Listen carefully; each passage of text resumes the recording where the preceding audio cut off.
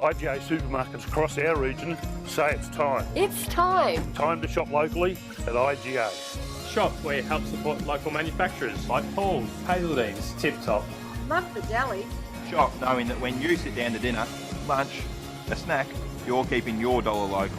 Shop where your local supermarket supports your community. It's our price match. Fresh produce. Market days. Huge meat sales. It's time. It's time to shop locally at IGA. Across Western Victoria, this is Win News. Tonight, the petrol price hike hitting Western Victorians hard. Tourism providers prepare for a boost amid a fresh travel voucher release. And calls for harsher penalties for animal activists trespassing on local farms. Good evening, welcome to Win News. I'm Melissa Russell. Also making news tonight, how you can take part in adventure races and explore the regions. Cost of living is shaping up to be a critical issue for Western Victorian voters at the next election as petrol prices skyrocket. The Prime Minister's grappling with calls from within the coalition to cut the fuel excise in the upcoming budget, just a fortnight away. Past the Omicron peg, businesses are gaining confidence to rebuild workforces. It's great to see the mutual recognition of occupation scheme extended. It does help, but not every state and territory participates. Not every occupation's included. But lingering sore points, the price at the petrol pump hovering at or above $2 a litre for unleaded. If you're reliant on moving vehicles and moving people or accessing your customers, that translates into an incredible hit to your bottom line. Trucking companies are telling me that prices have increased by nearly 50 cents a litre over the last 6 months. Like an increase of 20-30%. And that is too much, affecting the families. It affects everybody, so, it's a bit hard. Russia's invasion, coupled with recovering demands, confirmed to be driving the surge. Now, Australians understand that, and we understand it. Everything's going up except people's wages, which is why people are really, really struggling. With the PM facing internal pressure to cut the fuel excise to help offset high global oil prices hitting hip pockets. Last week it jumped up by 32 to 34 cents a litre. And so we have to be doing everything that we can. The challenge, of course, is that prices are so volatile, we simply don't know what's going to happen 1 hour from the next. Sitting at 44.2 cents a litre, the tax is what pays for road infrastructure, making coalition colleagues more cautious. We do need a lot more investment in roads, so we've got to be careful that we don't provide short-term relief for long-term pain. No more budget hints today about what would be a difficult balancing act. I don't intend to engage in pre-budget speculation on this matter or any other matter. Even a 10% cut for fuel excises would only amount to 4 cents, which would be a big impact on our road expenditure and a small impact on the Bowser. Sophie Lester, Win News. Western Victorian tourism providers are preparing for an influx of visitors with new travel vouchers set to be released this week. Seniors will be the first to get their hands on the $200 incentives aimed at boosting the region's COVID recovery. Victorians are being given more reasons to travel to the regions thanks to the latest round of COVID incentives. 150,000 travel vouchers, each worth $200, will be up for grabs by the end of the month. We've just had the Labor Day weekend, that finishes up today, and then we've got Easter in April, and I think this actually is going to fill a really nice gap in between and keep all the accommodation places quite full and busy. Seniors will get the first pick with 10,000 vouchers available from tomorrow.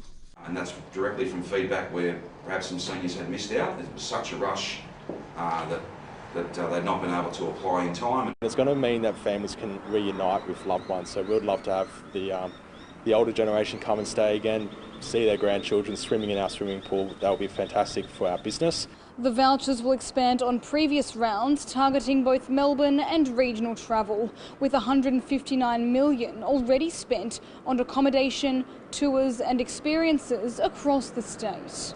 To cash them in, you must stay a minimum 2 nights and spend at least $400 on tourism between April 8 and May 27. Tomorrow it's basically the senior citizens that get the first round, and they're people that often can't afford to do too much, so this gives them the opportunity to perhaps have that holiday they otherwise may not. Another 140,000 vouchers will open for Victorians from March 23. Inga Nielsen, Win News. Victoria will be the first state to provide casual workers with sick pay. The state government's announced a $245 million scheme to provide vulnerable workers with sick and carers leave. Eligible casual and contract workers in certain occupations like hospitality and retail will receive up to 5 days a year.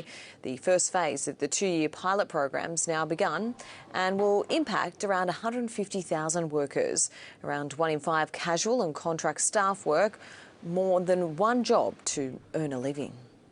As Begonia Festival fever continues to sweep through Ballarat, the city will welcome an unexpected special feature for the final day of the event on Sunday. As part of the revived Begonia Classic charity run, the Queen's Baton Relay will make its way around Lake Wendouree, building excitement in the lead up to the Birmingham Commonwealth Games later this year.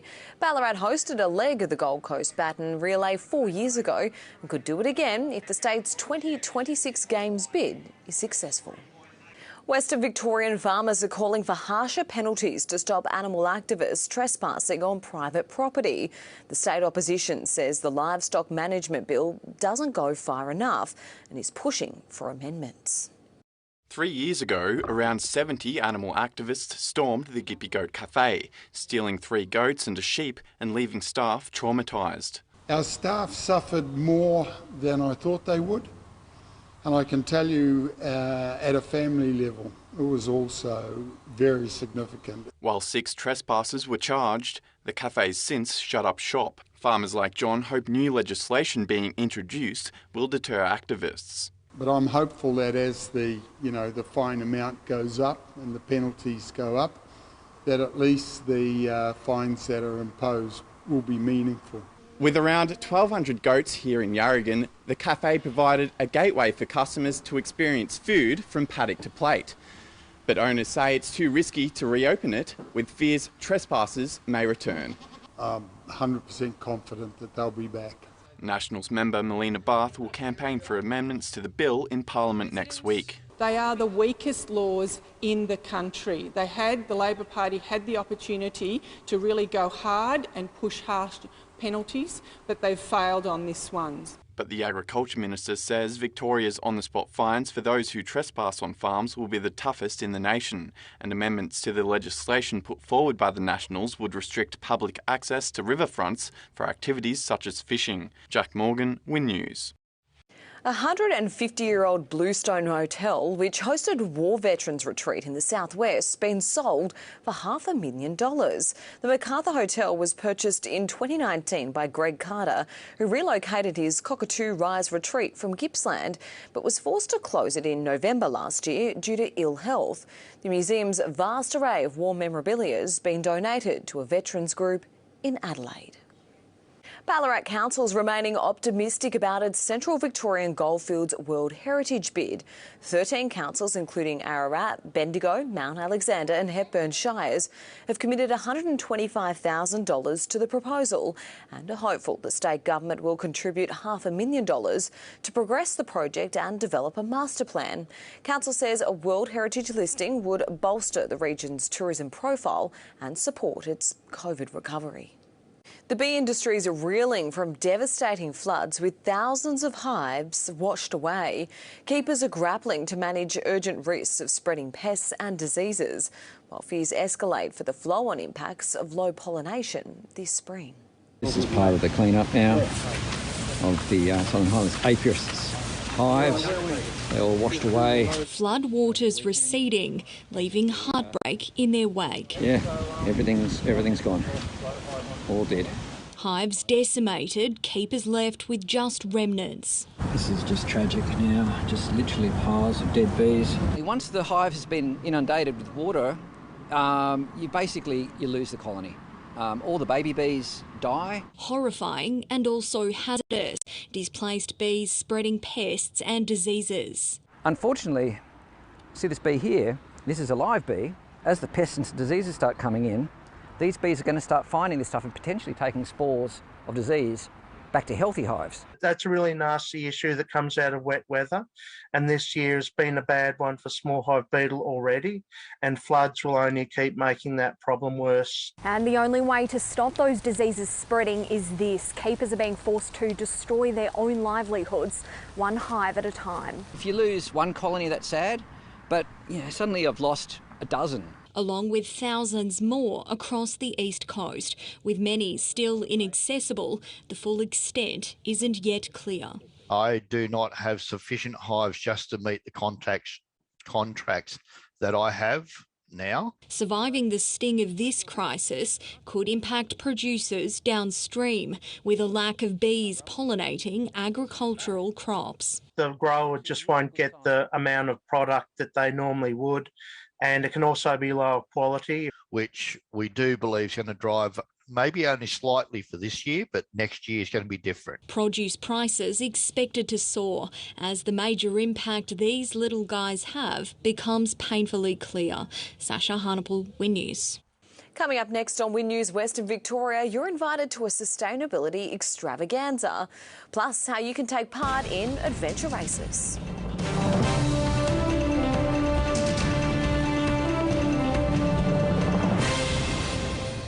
A two-day adventure trek's providing a new but challenging way to explore the country.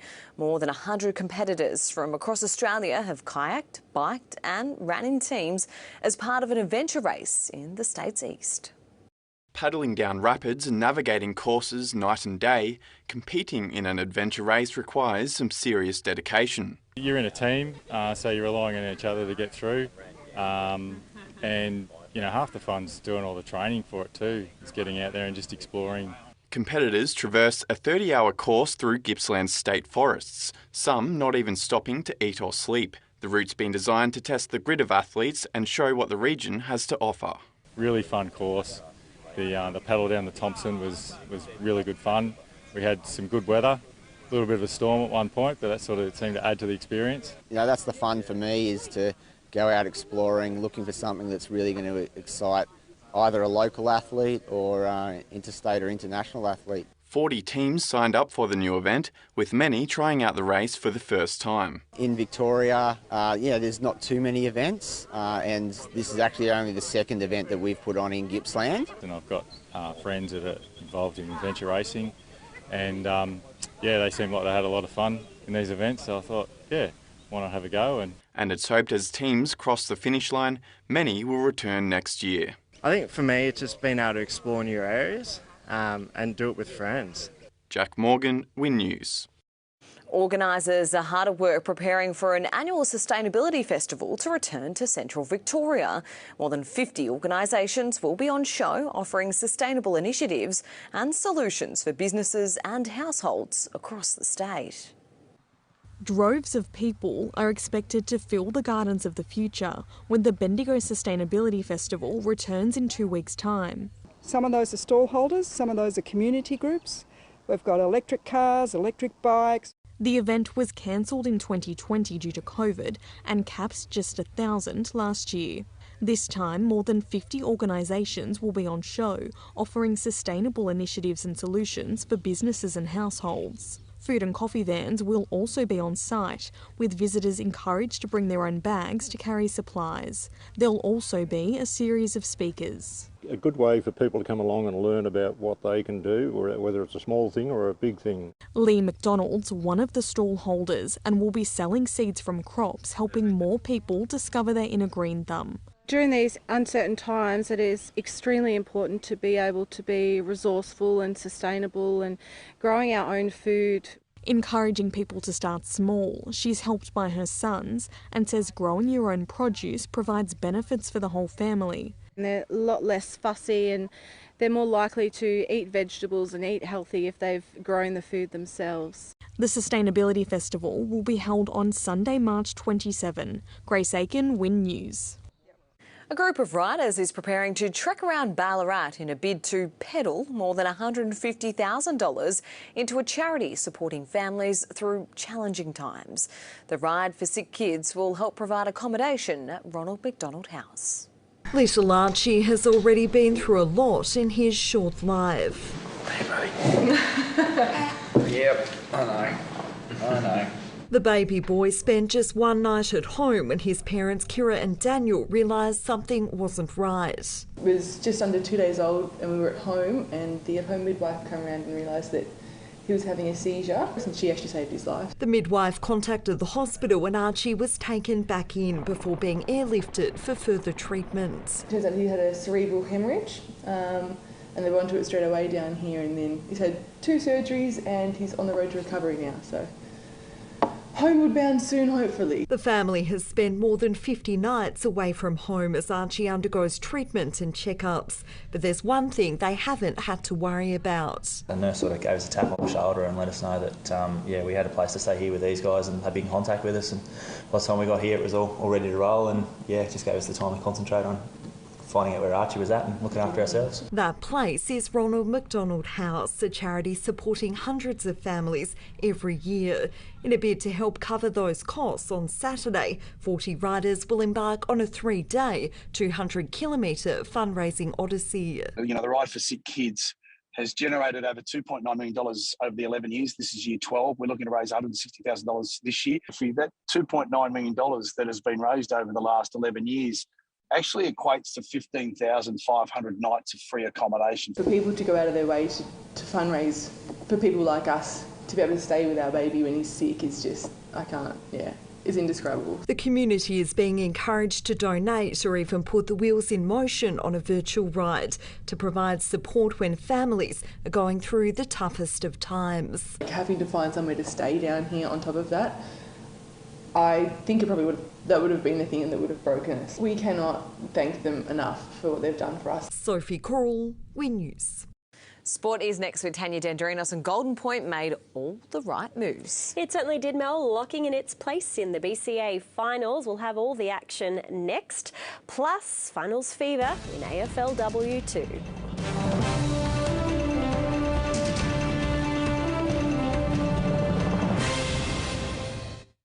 Ballarat welcomed AFLW to Mars Stadium for the first time yesterday, but a largely red, white and blue crowd couldn't stop a Brisbane victory. The reigning premiers ended the Bulldogs season as a host of regional Victorian players prepare for finals. Out of finals contention, the Dogs only had pride to play for against a rampaging Brisbane, looking to shore up third place on the ladder. As Ballarat hosted the regional city's first AFLW match, the red, white and blue kicked the opening goal, but then found the going tough. Maryborough's Rochelle Cranston, one of the few adding to their highlights reel. Does Rocky have the journey from 45? Gains a little bit of extra territory, just wants to guide it on the breeze, and does!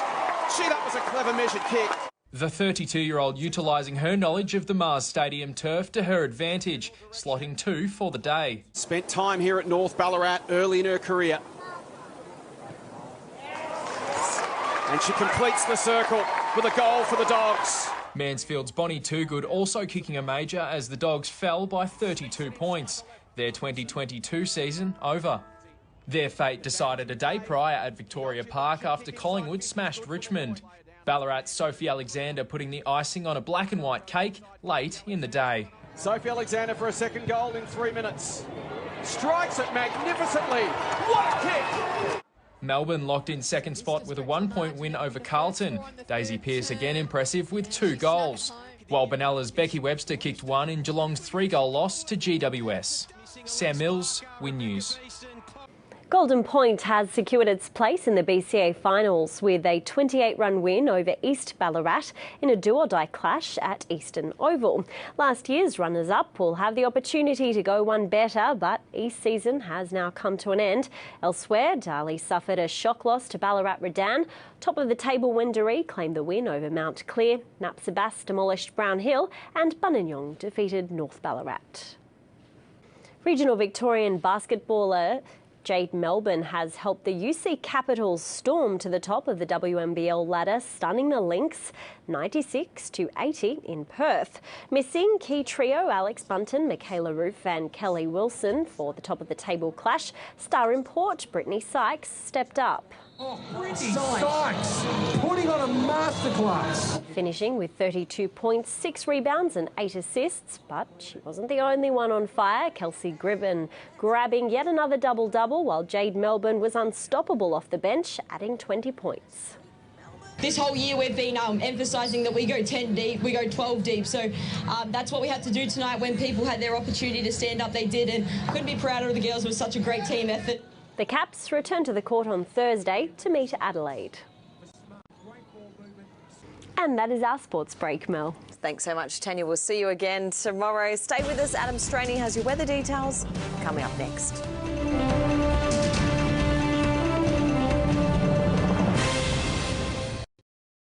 It's the place with more in store. The Village has it all. Get the things that you want, anything that you need. Get it here at Strike Village. You get it all together. G'day, welcome back to Win News. I'm Adam Straney. A thunderstorm warning is in place for heavy rainfall in parts of the region, so take care. Malmesbury, what a great spot that is with the gorgeous botanic gardens. Oh, and sunsets like this that David took. Thanks so much for sending us the pic, David. Appreciate it. Getting so many amazing photos. Let's include yours. Email me, weather@wintv.com.au. Well, partly cloudy skies today. Lightning put on a show this afternoon at around about 3. Edenhope reached the 30s by 1:30 this afternoon. And Colac, 100% humidity early this morning. And a light shower as well too. Warrnambool had some strong wind gusts getting to 44 k's per hour. And a warm day in Hamilton too, cracking the 30s at around 3:30 in the afternoon. And the rain hit Casterton this afternoon at around 4 with just over 8 mils into the gauge. As we have a look at our charts, there's a ridge of high pressure established to the south of Victoria, while a broad low pressure trough lies inland. Now a cold front crossing the Bight will approach Western Victoria on Wednesday night, moving across the state on Thursday as another high develops over the Bight. Onto our waters. Bit humid to start our day, maybe a partly cloudy day with a chance of showers and a possible thunderstorm. We can see 15 to 20 knots and a low tide at 6 o'clock tomorrow night. As for our forecast, humid and partly cloudy with a high chance of showers, maybe a thunderstorm. Colac around about 26 degrees for you. The same with Mortlake and also Warrnambool, 26, 27 in Hamilton, while Stawell and also Maryborough around about 26 degrees. Horsham, 28 for you tomorrow. While for Ballarat, a shower or two with some cloud coverage getting to around about 24 degrees. The Big Smoke, partly cloudy in Melbourne and a possible shower, 27 degrees at the top. As for the days ahead, well, Wednesday's going to be partly cloudy, chance of evening showers and maybe even a thunderstorm, while Thursday is looking very similar with some fresh winds. And on Friday, expect a clearer day, medium chance of showers. Mel, that's all we've got time for. Back to you. Thanks, Adam, and that's our bulletin for tonight. Good night.